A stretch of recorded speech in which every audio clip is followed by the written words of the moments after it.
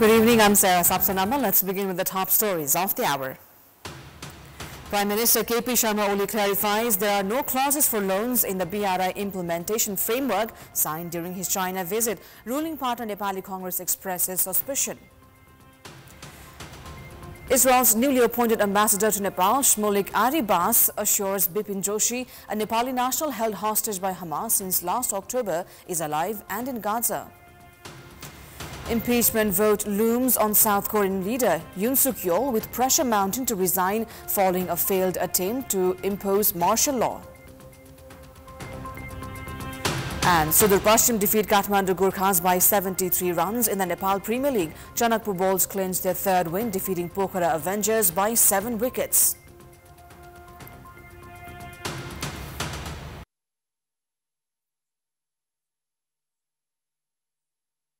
Buddhi Sagar Lamichhane and Sisir Dhungana for corruption in wide-body aircraft procurement. Former Managing Director of Nepal Airlines Corporation, Kansakar, has been slapped 2 years and 6 months in jail, Adhikari 1 year and 9 months, and Dhungana and Lamichhane for 1 year and 6 months. More update on this to follow. Now, Prime Minister KP Sharma Oli returned home today after wrapping up his state visit to China. Speaking with the media upon arrival at the Trivandrum International Airport, the Premier clarified that there were no clauses for loans in the BRI execution framework that were signed during his visit. Upon being asked about potential India visit, Prime Minister Oli suggested it would be scheduled soon.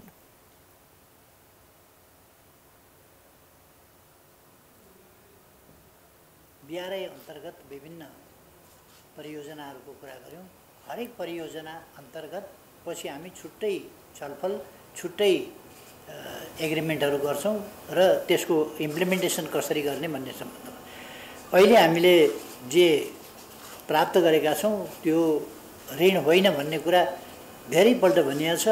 अब धेरै दोहोर्याउन नपरोस् भन्ने मेरो आग्रह छ।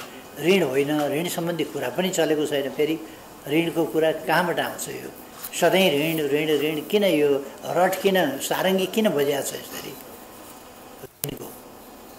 होइन भनेर त हामी पटक पटक भनिरहेका छौँ, छैन भनेर पटक पटक भनेका छौँ। सञ्चार माध्यमहरूले पनि त्यसै गरी भनेका छन्, हाम्रो भनाइलाई क्यारी पनि गरेका छन्।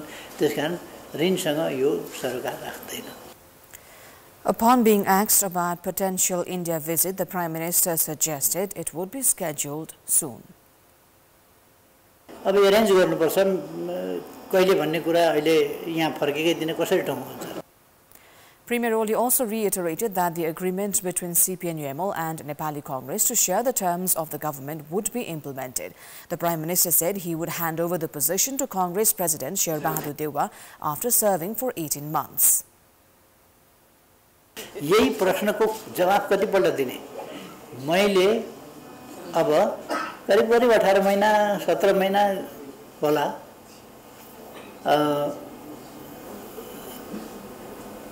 18 महिना जति रहिसकेको छ सायद। अब मेरो पालो त्यसपछि शेरबहादुर देवबाजीलाई मैले हस्तान्तरण गर्छु। उहाँले 1.5 वर्ष चलाउनुहुन्छ, चुनाव गराउनुहुन्छ।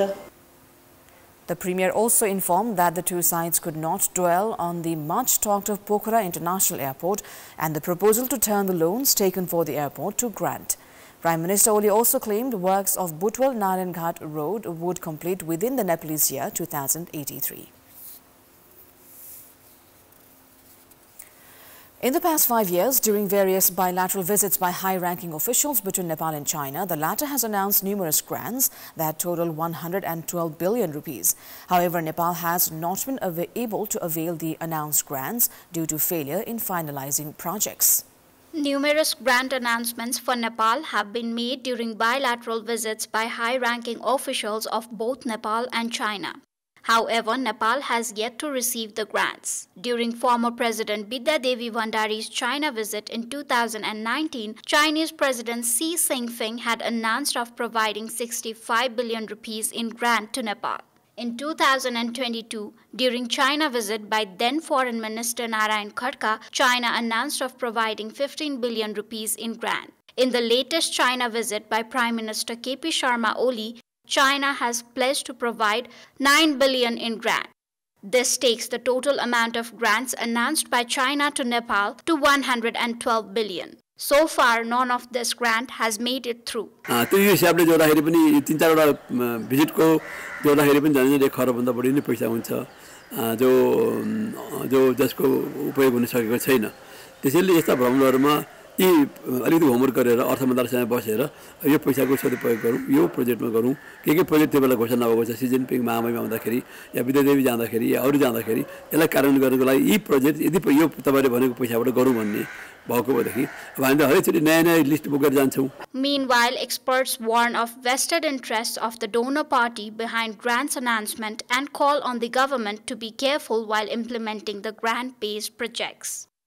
यसले गर्दा अनुदान जस्तो रकम पनि मुलुकले खर्च गर्न नसक्नु को पछाडी के रहस्य होला भनेर फेरि पनि निष्कर्ष निकाल्यो भनेदेखि पहिलो तयारी नै नभएर हो दोस्रो दाताको शर्त नै कडा भएर हो तेस्रो कुरो काममा समन्वय नभएर हो चौथो कुरो हाम्रो कानुन आफैमा कन्ट्राडिक्सन भएर हो पाँचौं कुरा त्यो कार्यान्वयन गर्न सक्ने जनशक्तिमा हामीले खर्च नै गरेनौं लगानी गरेनौं क्षमता नै भएन पाँचौं सातौं कुरा भनेको चाहिँ हाम्रो वातावरण नै त्यो अनुदान रकम खर्च गर्ने भएन एक प्रकारले राष्ट्रिय प्रतिबद्धता पनि हामीले चाहिँ अनुदान प्राप्त गरेपछि त्यो अनुदान चाहिँ पहिला खर्च गर्न पर्छ भन्ने राष्ट्रिय सोच नै निर्माण हुन सकेन यी विविध कारणले दाताबाट बहुपक्षीय अथवा द्विपक्षीय अनुदान प्राप्त भए पनि रकम खर्च हुन नसकिरहेको हो. In order to bring in the grants that have already been announced, agreed projects should be moved forward.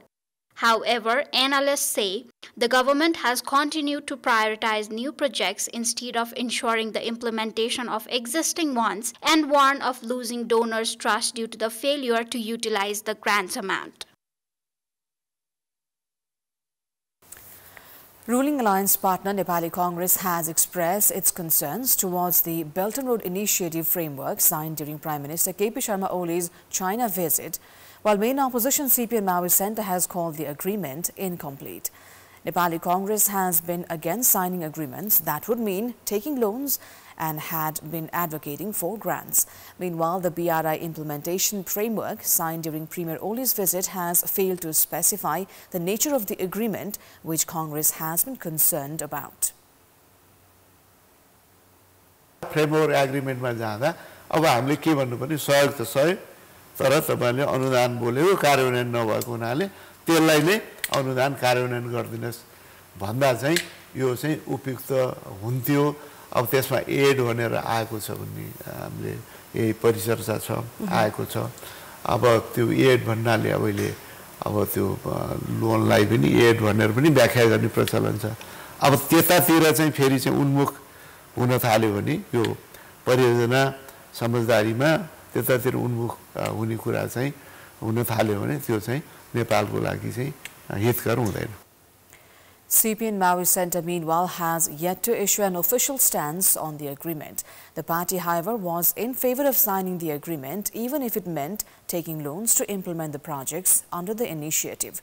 The party has said it will issue an official stance after evaluating, adding that the current agreement was incomplete and unclear.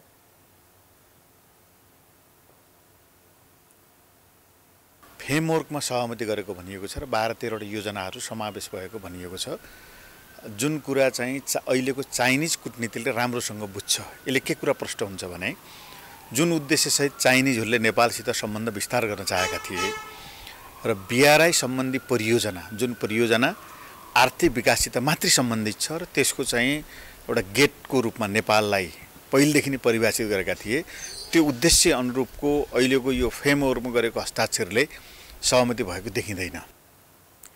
Premier Oli has clarified that no agreements have been signed to take loans from China.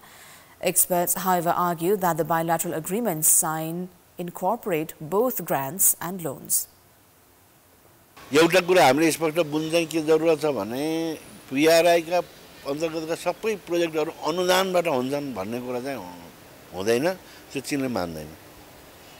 मैले अगाडि पनि भनिसकेको थिएँ किनभने यो सबै अनुदान हैन के अब केही अनुदान हैन अब अघिल्लो पटक जाने प्रस्ताव गरेको कुरा पनि यस्तै थियो. Nepal had signed BRI in 2017. The initiative was proposed by China in the year 2014. It is yet to be implemented. It is time for our segment Public Pulse, where you text us with your opinion. Public Pulse. But before today's question, let's take a look at the results from yesterday's poll. Yesterday we asked you what measures should be taken to prevent consumers from being overcharged for medicines. 32% voted for option A, set the prices, 55% for B, monitoring and action, and 13% for C, manufacturers and distributors should be responsible. Yesterday's question, why has there been delay in availing grants announced by neighboring nations? Your options are A, lack of initiative, B, too many clauses on part of the providers, and C, projects not ready. The voting is on. Type NEWS, select your option A, B or C and send it to 34001 to share your opinion with us. We'll take a short break here. More news coming. Israel's newly appointed ambassador for Nepal, Shmolik Ari Bas, has claimed Bipin Joshi, a Nepali national held hostage by Hamas militants since 14 months, is alive. The ambassador confirmed that Israeli government had received information about his status as he is held by Hamas in Gaza Strip. Bipin Joshi had been taken hostage by Hamas on 7th of October 2023 from Kibbutz Almim. Ambassador Shmolik Ari Bas, however, added his exact location is yet unknown. Hamas had captured 251 individuals, including Joshi, last year. In 2 rounds of ceasefire, 105 hostages were released. 8 others were rescued by the Israeli army. Dead bodies of 34 others were retrieved from Gaza. According to Israeli government, 96 hostages, including Bipin Joshi, are still being held by Hamas. Now, the World Soil Day was observed today with an objective of raising awareness about the importance of soil and sustainable management of soil's productivity. As per our latest report, 66% of the soil in total arable land in Nepal has shown increase in acidic levels. A report released in Lalitpur today on the occasion of the 11th World Soil Day stated that only 29% of soil in arable land in Nepal is neutral. Nepal and the whole world has seen a continuous degradation in soil's physical, chemical and biological quality, resulting in low productivity. Stakeholders say it is crucial to maintain the quality of soil at neutral levels for optimum productivity.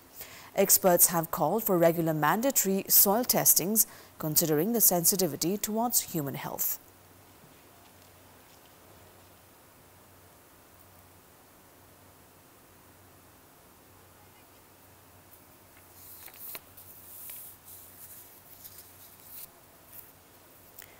And in this context, in our Public Voice segment, today we've asked in several provinces what should be done to increase the productivity by maintaining quality of the soil. Let's take a look at what they had to say.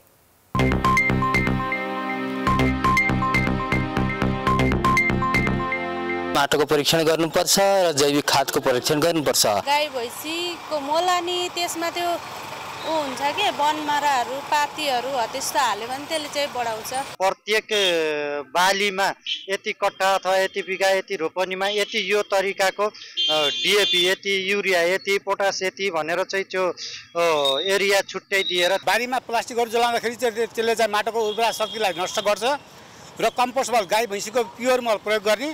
आफूले परिश्रम गरेर प्राकृतिक मल गाई वस्तु प्रयोग गरेर त्यो युज गर्यो भने मान्छेको स्वास्थ्य पनि राम्रो हुने अनि मान्छे एक्टिभ पनि हुने। कीटाणुहरू नष्ट गर्नको लागि पनि गाईको गौत अनि त्यसपछि पाती हैन जुन चाहिँ प्रकृतिबाटै निस्किन्छ त्यसलाई नै प्रयोग गर्यो भने चाहिँ अधिकतम रूपमा चाहिँ हामीले माटोको उर्वरा शक्ति बढाउन सकिन्छ। आफ्नो घरमै भएको वेस्टेज तरकारीका पोकाहरू अथवा खानेकुराहरू जुन बचिरहेछ त्यसलाई मलको रूपमा प्रयोग गर्यो भने रासायनिक मल भन्दा राम्रो त्यो गाईको गोबर हुन्छ, त्यो गाईको मुत हुन्छ, त्यो सबै गएर खेतमा छरेर राम्रोसँग उब्जनी गराउनु पर्छ।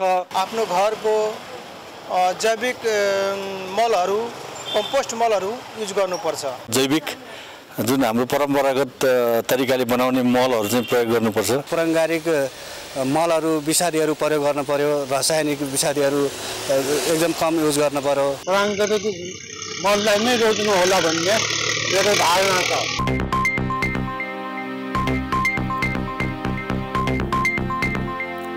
The number of tourists arriving to see tigers and experience wildlife in the popular destination Bardia National Park has gone up with the onset of winter season. We have a report. Bardia National Park is home to many wild animals. Tigers elephant, and rhinoceros, among others, are a spectacle for many visitors. International and domestic tourists visit Bardia for adventure activities like jungle safari, sightseeing, exploring Karnali River, and witnessing the lifestyle of Tharu community.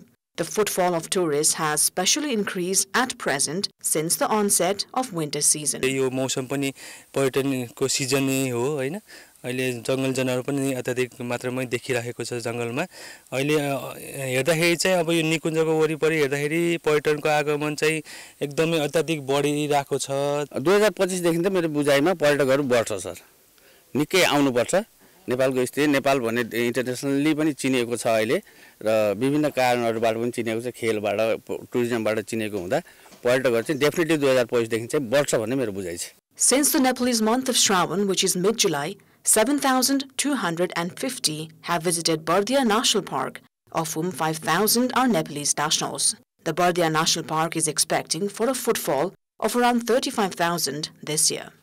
Yes आर्थिक वर्ष 81-82 को पर्यटकको कुरा गर्ने हो भने गत आर्थिक वर्ष भन्दा चाहिँ तुलनात्मक रूपले वृद्धि नै छ पर्यटक बढी नै आउनु भएको छ र यो 4 महिनाको साउन भदौ असोज कार्तिक यो 4 महिनाको पर्यटकको विवरण हेर्ने हो भने करिब नेपाली पर्यटक 5000 हाराहारीमा यहाँ भिजिट गर्न आइसक्नु भएको छ भने विदेशी यही चाहिँ 2000 र सार्क मुलुकको चाहिँ 250 हाराहारीमा चाहिँ यस कार्यमा चाहिँ घुम्न वन्यजन्तु अवलोकन गर्नलाई चाहिँ आएको अवस्था चाहिँ छ The national park extends in an area of 168 kilometers and is rich in biodiversity. The Royal Bengal tigers, among others, have been the main attraction for visitors. It is time for international update.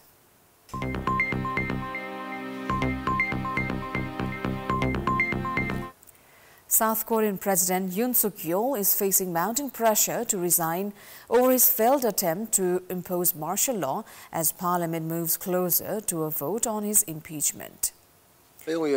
South Korean military officials were questioned today about the president's short-lived martial law declaration. The president also accepted the resignation of Defense Minister Kim Yong-hun, who apologized for his role in Tuesday night's shock move.